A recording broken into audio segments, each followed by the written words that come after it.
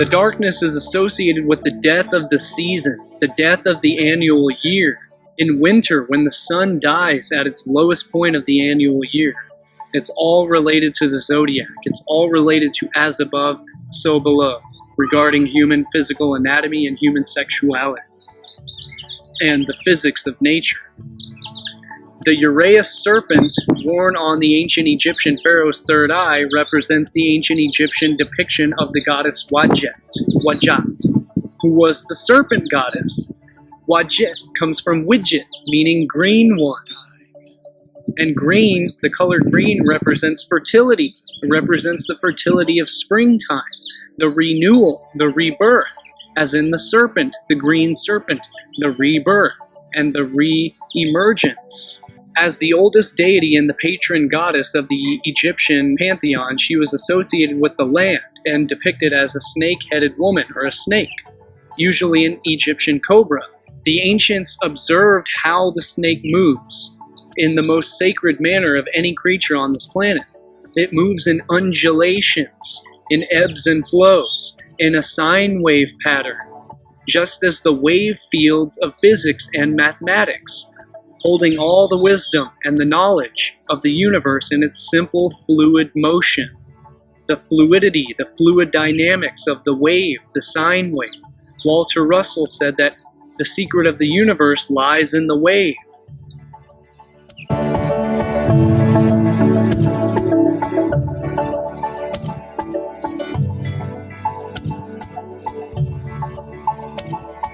And remember when I showed you a demonstration a few days ago of the fact, now we're looking at the plane of inertia along this magnet, which is right down the center. It's not located there, but it's a pressure field mediation, which you can't cut it out. You can never cut out North Pole or South Pole. I explained this in great detail a few days ago. Okay, it's a plane of inertia. What happens is, over a greater spatial difference, the pressure mediation, and this is a string, this is too long for the dielectric inertia plane to sit at the center. If I take 2 or 3 magnets, let me take off 2 of them here and put them down. Okay, if I just take 2 of these, the plane of inertia will sit right there in the middle. You can see it, right? Well, that's all well and fine. But with too great of a spatial distance, let's just say this is a longitudinal transmission here. This is really long. The plane of inertia can't sit at the middle here because there is too much spatial phase between this end and this end. So it cannot exist as a plane of inertia. Mother Nature works by simplex pressure mediation. So how does Mother Nature distribute, and I talked about this the other day, distribute the plane of inertia when the plane of inertia is too huge, i.e. a longitudinal transmission like this? As I showed you, if you're able to look up close, and you can buy a set of these if you want, these are just like 2 mm cube neodymium iron borons. It distributes itself in a double helix and a vortex, exactly like, except this time it is inverse to light. Now the circuit of light, listen closely here. You better damn pay attention closely here, okay? In regular light, light is a coaxial circuit.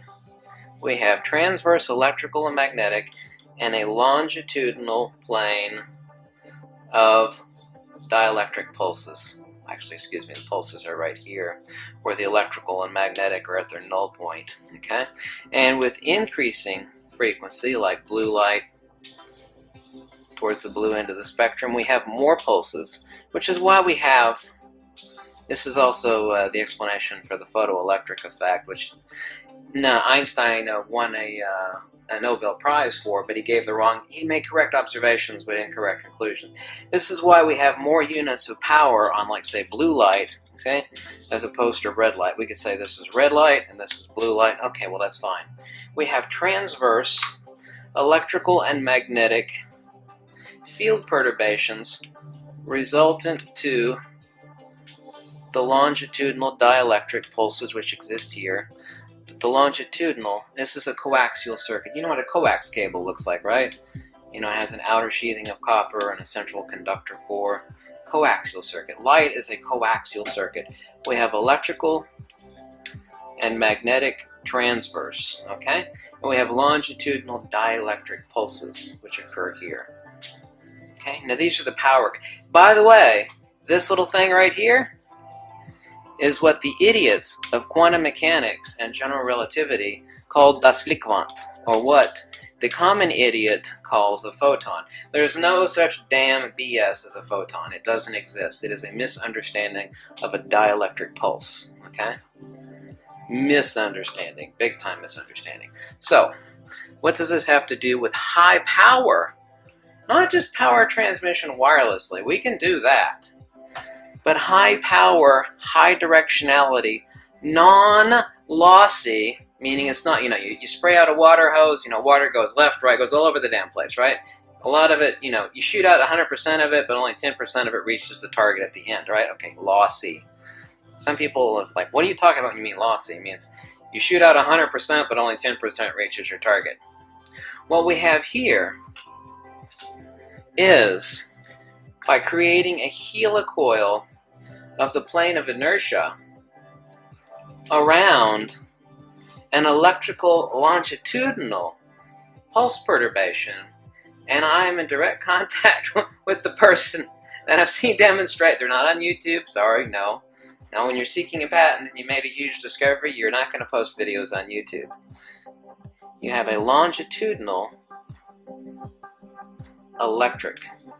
So now, at every transverse, we have the dielectric in a double helix, or the plane of inertia, that is corkscrewing around a pulse perturbation. And so what we're able to have is the holy grail of all humanity, that which, let me make a point here, the holy grail of what everybody's been scoffing at Nikola Tesla. Oh, that's not possible. No, that's not possible. The holy grail of what Nikola Tesla said was possible. And we said, no, it's not possible. Well, it is possible. Longitudinal wireless high voltage transmission. Here's the real holy grail in actuality. At least this is what my buddy calls it. Wireless high voltage transmission.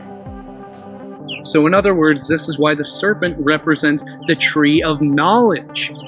This is why the snake is always associated with wisdom and knowledge, and why the snake portrayed this knowledge and the wisdom to mankind, just as Prometheus stole the fire from the gods and gave the fire to mankind, to humankind.